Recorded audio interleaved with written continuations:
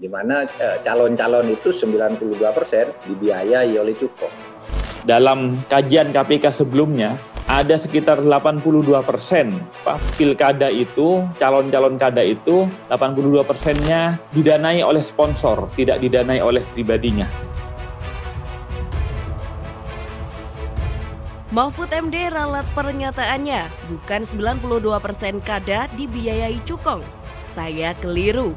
Menteri Koordinator Politik Hukum dan Keamanan RI Mahfud MD menyebutkan sebanyak 82% kepala daerah di Indonesia yang dibiayai Cukong.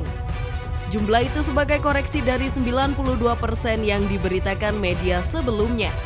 Dikatakan Mahfud, jumlah itu berdasarkan data di Komisi Pemberantasan Korupsi Republik Indonesia.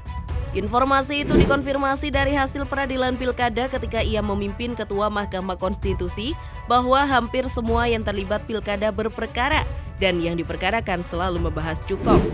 Jumlah tepatnya 82%, saya hanya keliru nyebutnya.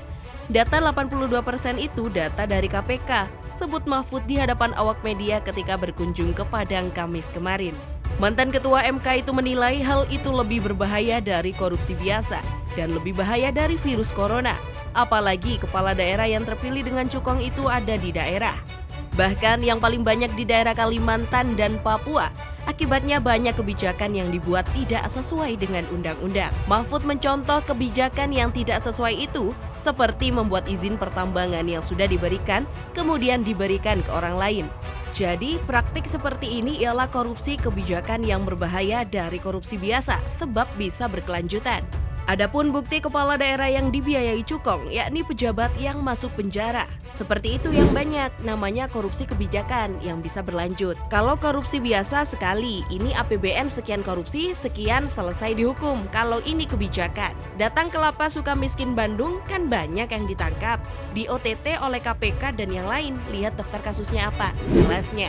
Sebelumnya Menko Polhukam datang ke Sumbar dalam rangka peluncuran program konsultasi publik dengan Tungku Tigo Sajarangan. Tujuannya untuk meminta pandangan masyarakat 10 provinsi tentang masalah kebangsaan dan kebersatuan mengambil kebijakan. Lalu dilanjutkan dengan dialog kebangsaan serta menyerahkan masker Gerakan Indonesia Tertib.